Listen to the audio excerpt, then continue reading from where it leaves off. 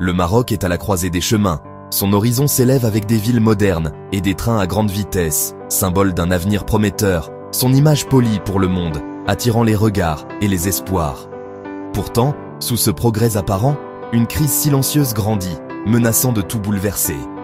Les jeunes Marocains, l'avenir de la nation, partent en nombre record, cherchant des opportunités ailleurs.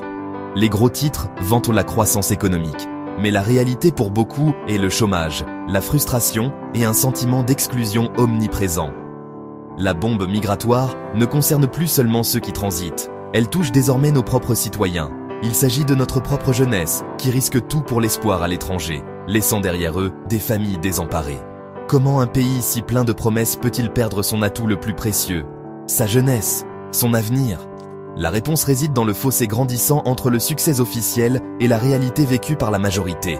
Pour beaucoup, les infrastructures modernes importent peu lorsque les emplois et la stabilité restent hors de portée, un rêve inaccessible. C'est le paradoxe au cœur de l'histoire du Maroc. Une nation qui avance, mais qui voit son avenir lui échapper, un dilemme poignant. Les quartiers modernes du Maroc éblouissent, affichant une image de prospérité et de dynamisme qui attire le regard. Mais derrière les tours de verre et les façades rutilantes, une réalité bien différente persiste. Des quartiers surpeuplés, souvent négligés, des services publics à bout de souffle, peinant à répondre aux besoins d'une population en croissance rapide, et un diplôme universitaire qui, autrefois symbole d'ascension sociale, ne garantit plus un avenir stable, ni même un emploi décent. Les jeunes diplômés, à qui l'on a promis la prospérité et l'intégration dans la société moderne, se retrouvent exclus du succès, même qu'on leur avait dit d'attendre. Le fossé est frappant. Une élite privilégiée prospère, affichant sa réussite dans les quartiers huppés et les centres commerciaux luxueux, tandis que la majorité se débat avec la hausse des coûts, la précarité de l'emploi et l'incertitude du lendemain. Le train à grande vitesse, symbole éclatant de modernité, et les nouvelles autoroutes, vantées comme des preuves de progrès, redéfinissent le paysage urbain. Mais pour beaucoup, ces infrastructures restent inaccessibles, réservées à une minorité.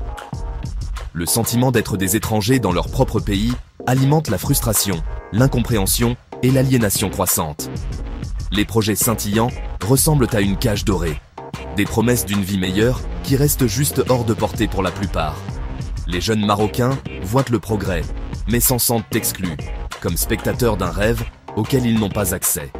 Cette déconnexion profonde pousse des milliers de personnes à chercher l'évasion, quel que soit le risque, espérant trouver ailleurs ce que leur pays ne leur offre plus. Pour beaucoup, le rêve de partir devient une obsession, une lueur d'espoir, dans un quotidien souvent difficile. Le RIG, brûler les frontières, est un espoir désespéré, une tentative de fuir la pauvreté et le manque d'opportunités. Les familles mettent leurs économies en commun, risquant tout pour une chance d'une nouvelle vie en Europe, espérant un avenir meilleur pour leurs enfants. Les routes méditerranéennes étant bloquées, la traversée périlleuse de l'Atlantique vers les îles Canaries est devenue la nouvelle voie, malgré les dangers. Des bateaux surchargés, des mers dangereuses et peu d'espoir de sauvetage. Chaque voyage est un pari avec la vie, un défi contre la nature. En 2024, plus de 10 000 vies ont été perdues en mer. Chaque chiffre représente une famille brisée, un avenir perdu, un rêve éteint. Les survivants arrivent en Europe traumatisés, confrontés à de nouveaux défis et à des avenirs incertains, cherchant à reconstruire leur vie. Pourtant, le flux de bateaux continue. Une seule réussite suffit à maintenir l'espoir, à alimenter le rêve collectif. Le cycle des départs et des pertes persiste, alimenté par le désespoir et l'espoir d'un avenir meilleur. Ce ne sont pas des migrants anonymes, ce sont nos fils, nos filles et nos voisins, des vies précieuses et des histoires uniques. Au cœur de cet exode se trouve une crise économique profonde. Le chômage des jeunes reste obstinément élevé. Plus vous êtes éduqués, plus il est difficile de trouver un travail qui corresponde à vos compétences. Beaucoup sont contraints de travailler dans le secteur informel ou restent dépendants de leur famille, ce qui érode la dignité et l'espoir. Au-delà de l'économie, il y a un sentiment d'étouffement politique, corruption, népotisme et manque d'autonomie. La migration n'est pas seulement une question d'argent, c'est une quête de liberté et de respect. Les systèmes de soutien traditionnels s'effritent et la pression pour réussir est écrasante. Internet expose les jeunes aux opportunités mondiales, rendant les limitations locales plus difficiles à accepter. Ils rêvent d'épanouissement, de liberté et d'une société tolérante. Lorsque ces rêves semblent impossibles chez eux, partir devient la seule option.